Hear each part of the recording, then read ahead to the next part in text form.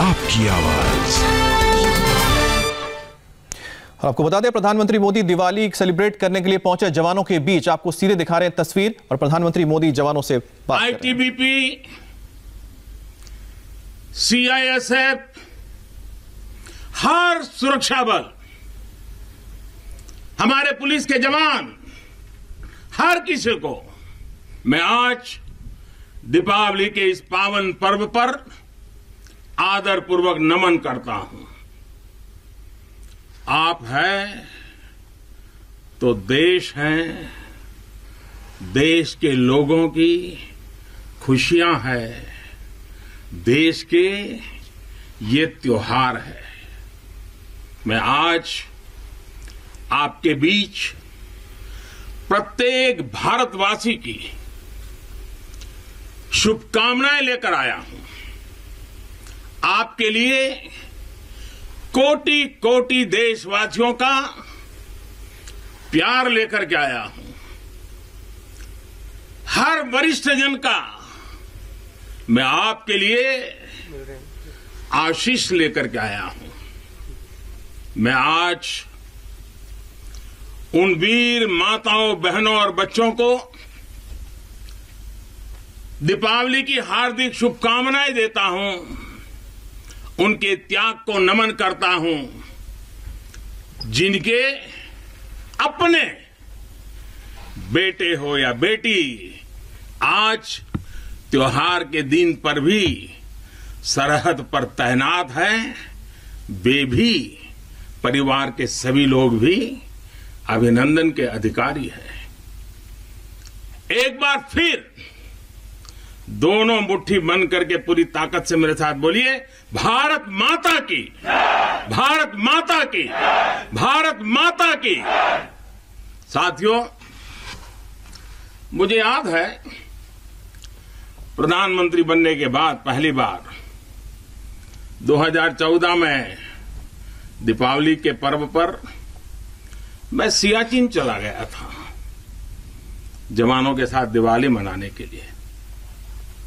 तो बहुत लोगों को थोड़ा आश्चर्य हुआ, त्योहार के दिन ये क्या प्रधानमंत्री कर रहा है। लेकिन अब तो आप भी मेरे भाव जानते हैं। अगर दिवाली के पर्व पर अपनों के बीच ही तो जाऊंगा, अपनों से दूर कहां रहूंगा। और इसलिए आज भी दीपावली के पर्व आपके बीच में आया हूं, अपनों के बीच में। आप भले बर्फीली पहाड़ियों पर रहें या फिर रेगिस्तान में, मेरी दिवाली तो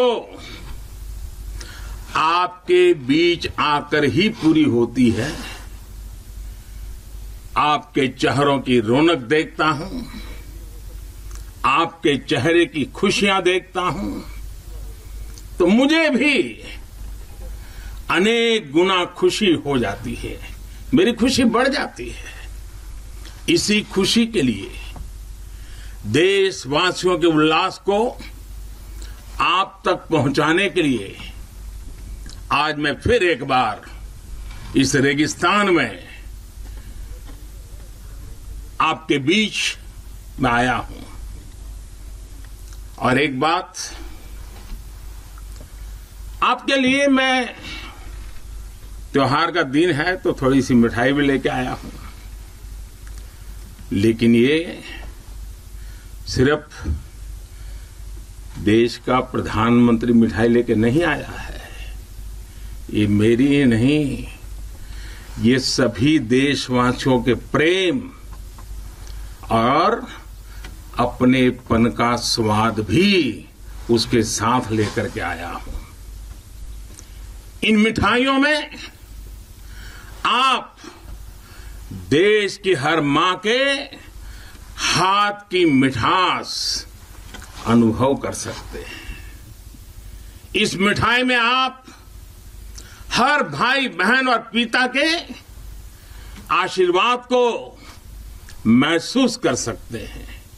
और इसलिए मैं आपके बीच अकेला नहीं आता, मैं अपने साथ देश का आपके प्रति प्रेम, आपके प्रति स्नेह और आपके लिए आशीर्वाद भी साथ लेकर के आता हूं।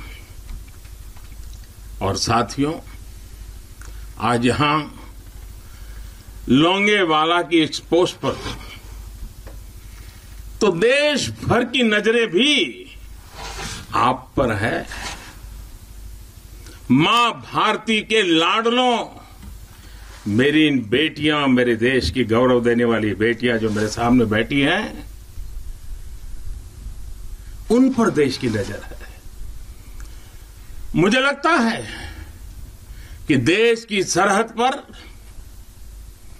अगर किसी एक पोस्ट का नाम देश के सबसे ज्यादा लोगों को याद होगा, अनेक पीढ़ियों को याद होगा, तो उस पोस्ट का नाम है लोंगेवाला पोस्ट।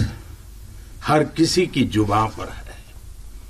एक ऐसी पोस्ट जहां गर्मियों में तापमान 50 डिग्री को छूता है, तो सर्दियों में शून्य से नीचे चला जाता है। और मई जून में ये बालू जिस प्रकार से आती हैं, एक दूसरे का चेहरा भी नहीं देख पाते। इस पोस्ट पर आपके साथियों ने शौर्य की एक ऐसी गाथा लिख दी है जो आज भी हर भारतीय के दिल को जोश से भर देती है। लोंगेवाला का नाम लेते ही हृदय की गहराई से, मन मंदिर से यही प्रकट होता है, जो बोले सो निहाल, सत श्री अकाल।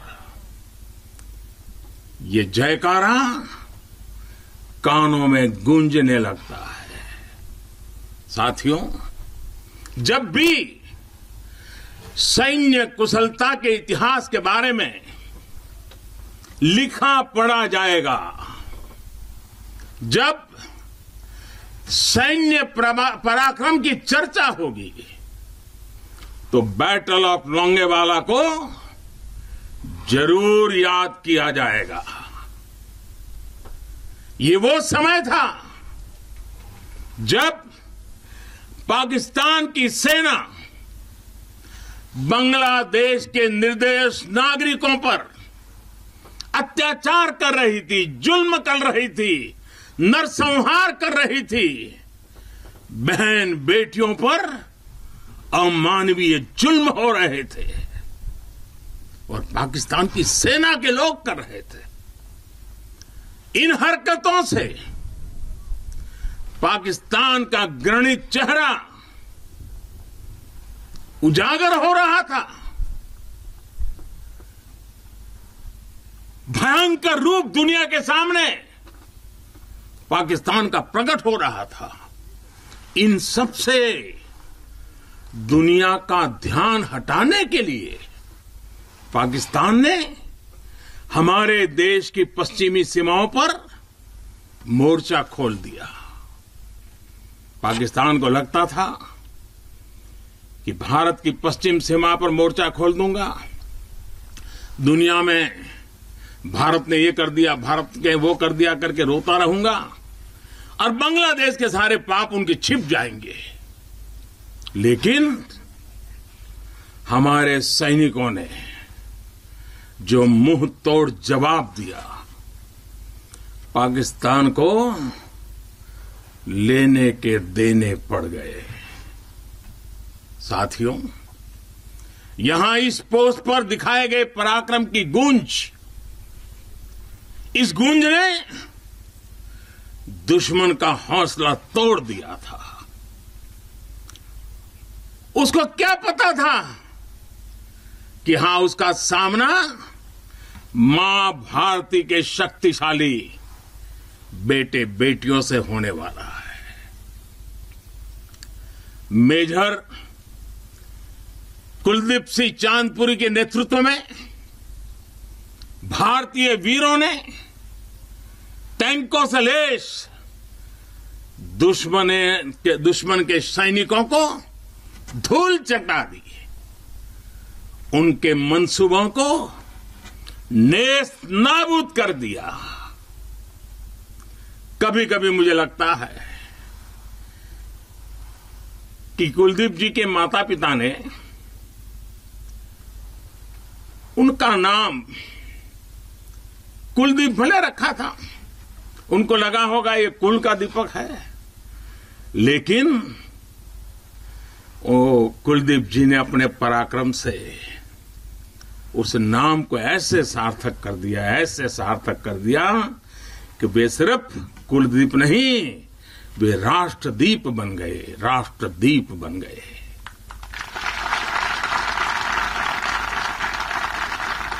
साथियों, लोंगेवाला का वो ऐतिहासिक युद्ध भारतीय सैन्य बल के शौर्य का प्रतीक तो है ही।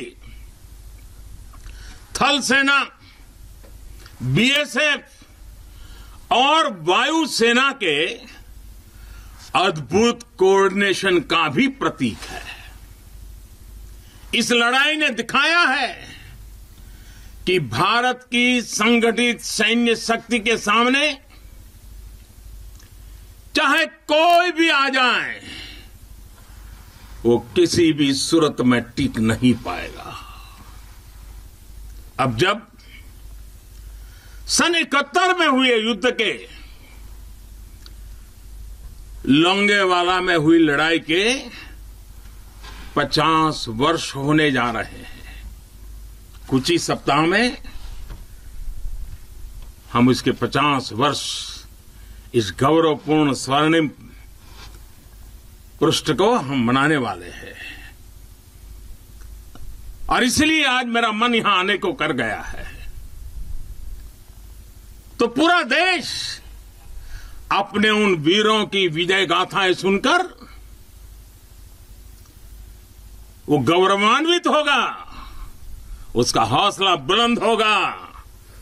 नई पीढ़ियां और आने वाली पीढ़ियां इस पराक्रम के साथ प्रेरणा भी लेने के लिए यह अवसर उनके जीवन का एक बहुत बड़ा महत्वपूर्ण बनने वाला है। ऐसे ही वीर सपूतों के लिए राजस्थान की भूमि के ही एक कवि नारायण सिंह भाटी ने लिखा है, और यहीं की बोलचाल की भाषा में लिखा है। उन्होंने लिखा है, इन जैसे घर इन जैसे गगन, इन जैसे घर इन जैसे गगन, इन जैसे सह इतिहास, इन जैसी सह पीढ़ियां, प्राची तणे प्रकाश। यानी अपने वीर सपूतों के बलिदानों पर ये धरती गर्व करती है, आसमान गर्व करता है और संपूर्ण इतिहास गर्व करता है।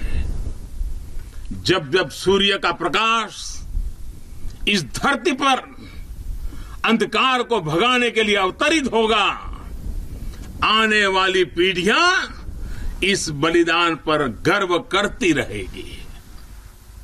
साथियों, हिमालय की बुलंदियां हो, रेगिस्तान में बालू के ढेर हो, घने जंगल हो या फिर समंदर की गहराई हो, हर चुनौती पर हमेशा आपकी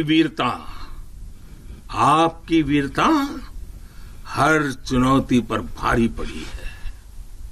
आप में से अनेक साथी अगर आज यहां रेगिस्तान में डटे हैं तो आपको हिमालय की ऊंचाइयों का भी अनुभव है।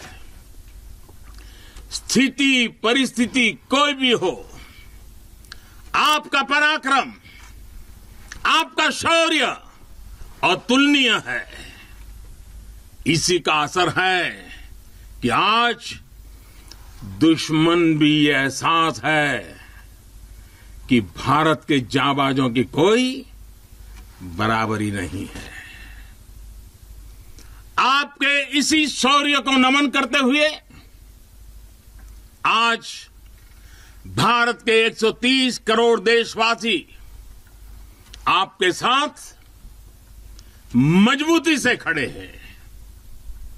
आज हर भारतवासी को अपने सैनिकों की ताकत और शौर्य पर गर्व है। उन्हें आपकी अजेयता पर, आपके अपराजेयता पर गर्व है। दुनिया की कोई भी ताकत हमारे वीर जवानों को देश की सीमा की सुरक्षा करने से न रोक सकता है, न टोक भी सकता है। साथियों, दुनिया का इतिहास हमें ये बताता है कि केवल वही राष्ट्र सुरक्षित रहे हैं, वही राष्ट्र आगे बढ़े हैं जिनके भीतर आक्रांताओं का मुकाबला करने की क्षमता थी। अगर आज का दृश्य देखें, भले ही इंटरनेशनल कोऑपरेशन कितना ही आगे क्यों ना आ गया हो, समीकरण कितने ही बदल क्यों न गए हो, लेकिन हम कभी नहीं भूल सकते कि सतर्कता ही सुरक्षा की राह है। सजगता ही सुख चैन का संबल है। सामर्थ्य ही विजय का विश्वास है। सक्षमता से ही शांति का पुरस्कार है। भारत आज सुरक्षित है क्योंकि भारत के पास अपनी सुरक्षा करने की शक्ति है। भारत के पास आप जैसे वीर बेटे बेटियां हैं। साथियों, जब भी जरूरत पड़ी है, भारत ने दुनिया को दिखाया है कि उसके पास ताकत भी है और सही जवाब देने की राजनीतिक इच्छा शक्ति भी है। हमारी सैन्य ताकत, उसने आज हमारे नेगोशिएटिंग पावर को भी अनेक गुना बढ़ा दिया है। उनके पराक्रम से बढ़ा है, उनकी संकल्प शक्ति से बढ़ा है। आज भारत आतंकियों को, आतंक के आकाओं को घर में घुस करके मारता है। आज दुनिया ये जान रही है, समझ रही है कि ये देश अपने हित से किसी भी कीमत पर रत्ती भर भी समझौता करने वाला नहीं है। भारत का ये रुतबा, ये कद आपकी शक्ति और आपके पराक्रम के कारण ही है। आपने देश को सुरक्षित किया हुआ है, इसलिए आज भारत वैश्विक मंचों पर प्रखरता के साथ अपनी बात रखता है। साथियों, आज पूरा विश्व विस्तारवादी ताकतों से परेशान है। विस्तारवाद एक तरह से मानसिक विकृति है और 18वीं शताब्दी की सोच को दर्शाता है। इस सोच के खिलाफ भी भारत प्रखर आवाज बढ़ रहा है। साथियों, आज भारत बहुत तेजी के साथ अपने डिफेंस सेक्टर को आत्मनिर्भर बनाने की तरफ बहुत तेजी से कदम उठा रहा है, आगे बढ़ रहा है।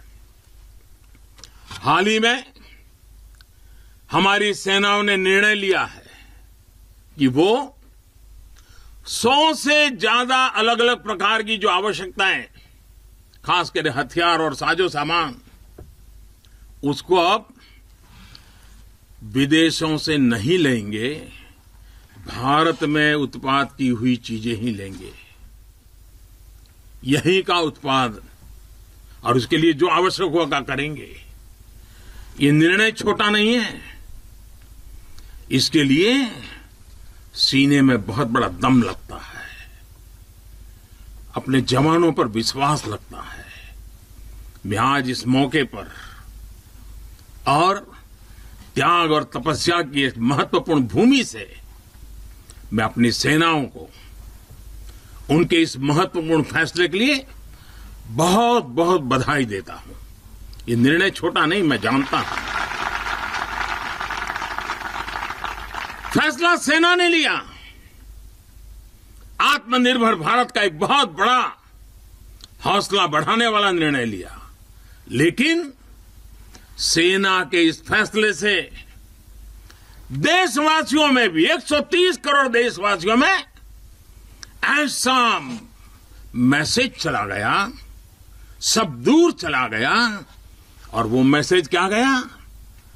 लोकल के लिए वोकल होने का। सेना के एक निर्णय ने 130 करोड़ देशवासियों को लोकल के लिए वोकल होने की प्रेरणा दी।